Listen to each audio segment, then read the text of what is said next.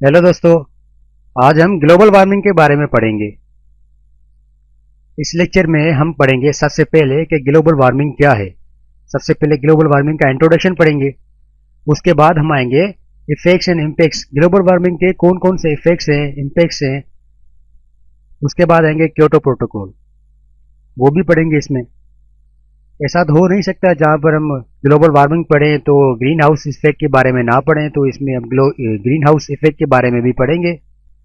उसके बाद हम आएंगे ozone layer depletion, ozone layer किस तरह डिप्लीट होती है। और लास्ट में आएंगे क्लाइमेट चेंज, कौन कौन से क्लाइमेट चेंज हैं और कौन कौन से फैक्टर हैं जिस वजह से हमारी क्लाइमेट चेंज हो रही है, किस हिसाब से हो रही है।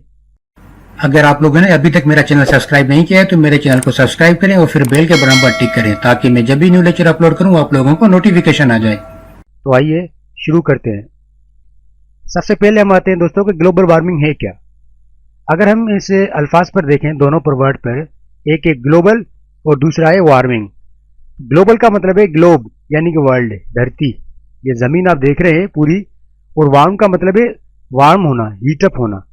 तो ये इस फिगर में आप देख रहे हैं कि ये जमीन है, इस जमीन को चारों तरफ से आग ने पकड़ लिया है, मतलब वो गर्म हो रही है। तो जमीन का गर्म होना यानी कि ग्लोब मीन्स वर्ल्ड यानी कि धरती, एंड वार्म मीन्स गर्म होना। तो ग्लोब के गर्म होने को हम ग्लोबल वार्मिंग कहते हैं। तो ये हो गई हमारे पास ग्लोबल वार्मिंग। अगर इंट्रोडक्शन की बात करें तो ग्लोबल वार्मिंग जो है ना, जब से दुनिया शुरू हुई है, स्टोन एज से लेकर आज तक यानी कि मॉडर्न एरिया तक, ये एक नेचुरल प्रोसेस है। क्योंकि हमारी ज़मीन का एक नॉर्मल टेम्परेचर बढ़ना वो बहुत ज़रूरी है धरती के लिए, धरती पे रहने वाले, अर्थ पे रहने वाले जानदारों के लिए। अब आते हैं ग्रीन हाउस इफेक्ट पे।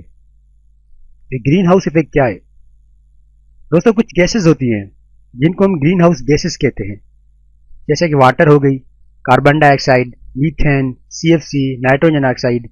ये कुछ गैसेस हैं जो हमारी ज़मीन में नेचुरली यानी कि एटमॉस्फेयर में नेचुरली मौजूद हैं। ये क्या करती है? इंफ्रारेड को एब्जर्व करती हैं। अगर हम इस फिगर में देखें, ये सूरज है, ये अपनी सनलाइट है, अपनी रेज जो है वो नीचे छोड़ रहा है। ये ज़मीन है, ठीक है। ये ज़मीन है, ये ज़मीन का ये सरफेस है।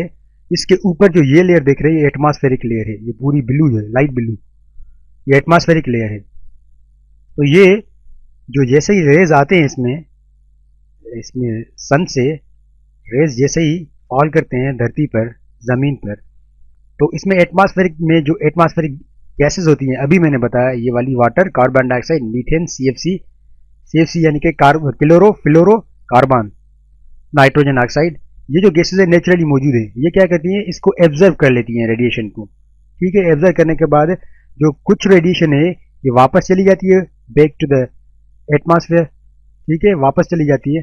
लेकिन कुछ यहाँ पर हमारी धरती पर ही रह जाती हैं रेज। तो वो रेज जैसे रह जाती है यहाँ पर, वो क्या करती हैं? इस ज़मीन को का टेम्परेचर इंक्रीज करने में हेल्प करती हैं। तो ज़मीन का जब टेम्परेचर इंक्रीज होता है ना, तो उसको हम कहते हैं ग्रीन हाउस इफेक्ट। ये नेचुरल है।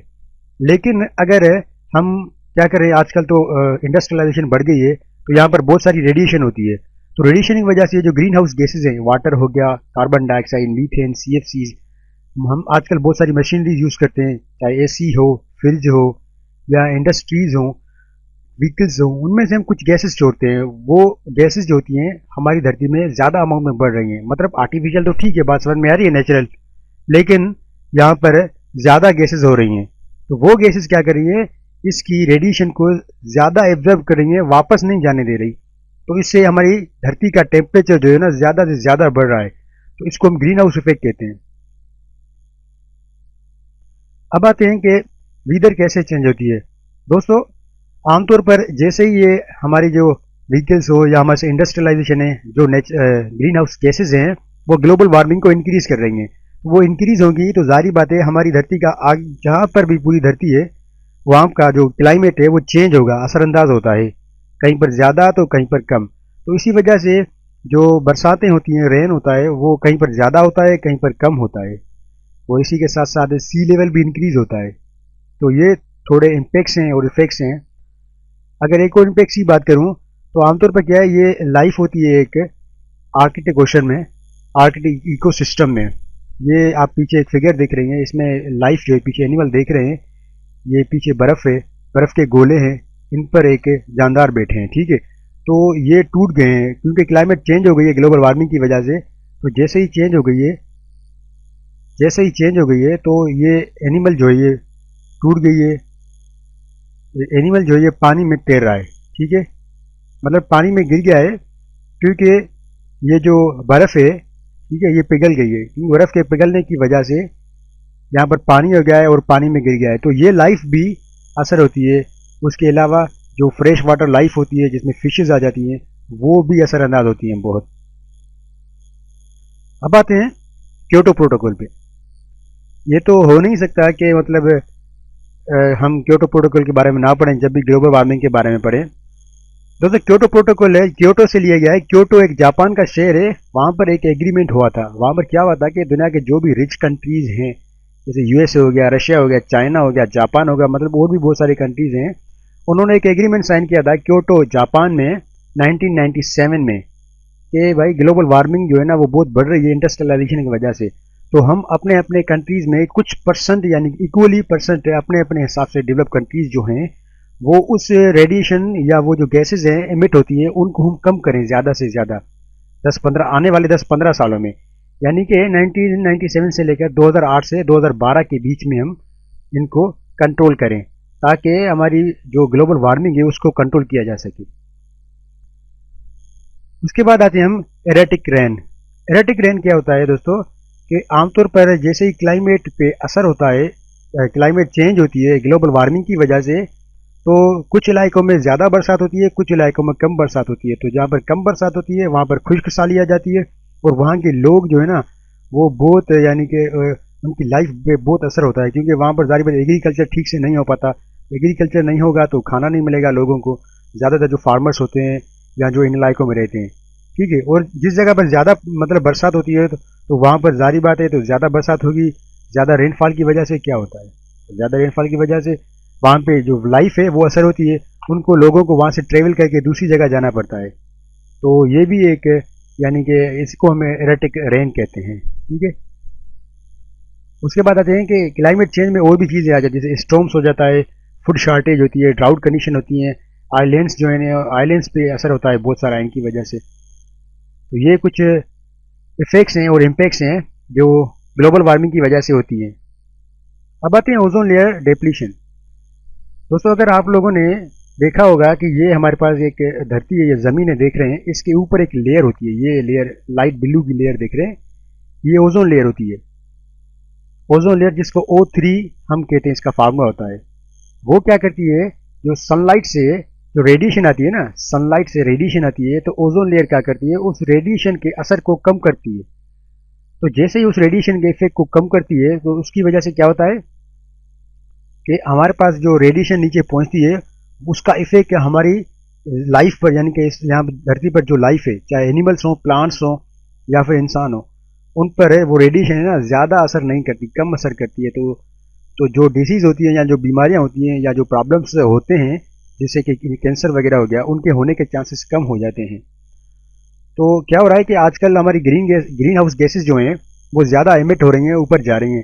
तो जैसे ही ऊपर जा रही हैं यहाँ से ग्रीन हाउस गैसेज है ऊपर जा रही हैं, तो वहाँ पे क्या हो रहा है कि ओजोन लेयर O3 यानी कि वो गैसेज जैसे ही O3 के साथ यानी कि मिल रही हैं तो O3 कन्वर्ट हो रही है O2 यानी कि ऑक्सीजन में, जिसकी वजह से लेयर जो है ना बीच में टूटती जा रही है। तो इसको हम कहते हैं ओजोन लेयर डिप्लीशन। जैसे कि बताया मैंने, पॉल्यूशन हो गया, कार्बन इमिशन हो गया, ठीक है, और अल्ट्रावायलेट रेडिएशन हो गई या फिर दूसरी गैसेज जो बताई मैंने ग्रीन हाउस गैसेज, उनकी वजह से ये इन सब पर असर होता है, ठीक है। मीथेन हो गया। मेजर क्लाइमेट चेंज तो आपको पता है कि क्या हो रहा है कि अगर हम ग्लोबल वार्मिंग को कंट्रोल नहीं करते तो साइंटिस्ट ने एस्टीमेट किया है कि 2 से 6 डिग्री यानी कि आने वाले 100 सालों में 2 से 6 डिग्री हमारी अर्थ का जो है ना टेम्परेचर इंक्रीज हो जाएगा। अगर ये इंक्रीज हुआ तो बहुत बड़ा यानी कि पूरे ग्लोब पे असर होगा। अगर 100 साल में ये डिग्री बढ़ता है, दिखने में तो 2-6 बहुत कम लगता है, लेकिन देखा जाए तो बहुत बड़ा यानी कि चेंज है पूरी ज़मीन में। तो ये बहुत बड़ा प्रॉब्लम है। अगर हम इसको कंट्रोल नहीं करते तो इसकी वजह से स्टॉर्म्स हो जा सकते हैं, इसकी वजह से क्लाइमेट चेंज होगी, इसकी वजह से जो आइस पर जो है ना वो आर्कटिक इकोसिस्टम में जो लाइफ है वो असर होगी, ठीक है, ड्राउट कंडीशन होंगी, ज़्यादा रेनफॉल होगा, ठीक है, कहीं पर कम रेनफॉल होगा, तो बहुत सारे प्रॉब्लम्स हो सकते हैं इसकी वजह से, ठीक है। तो इसीलिए हमें इसको कंट्रोल करना बहुत ज़रूरी है। तो इसको हम किस तरह कंट्रोल कर सकते हैं, वो तो गवर्नमेंट करेगी, ज़ाहिर बात है, मुख्तलिफ प्लानिंग करेगी, मुख्तलिफ जो है ना जो सॉल्यूशंस होते हैं वो इम्प्लीमेंट करेगी पूरी दुनिया में। तो ये बहुत ज़रूरी है। अगर हम इसको नहीं करते तो ज़मीन का जो है ना रिस्क, यहाँ पर लाइफ जो है ना उसकी रिस्क बहुत बढ़ जाएगी।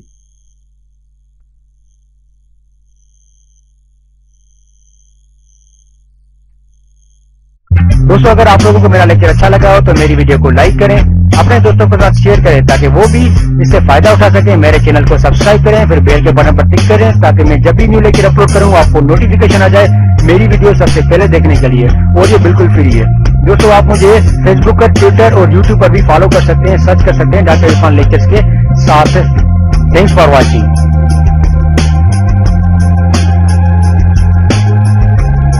Thank you students. अगर आप मेरे दूसरे लेक्चर पढ़ना चाहते हैं, जैसे लंग्स के बारे में, किडनी के बारे में, लिवर के बारे में, ब्रेन के बारे में, आई के बारे में, तो आप मेरे चैनल पर जाएं और चैनल के अंदर आप मेरे दूसरी वीडियोस देखें। और अगर आपको मेरी वीडियो अच्छी लगे तो मेरी वीडियो को लाइक करें, शेयर करें अपने दोस्तों के साथ और चैनल को सब्सक्राइब करें। Thank you.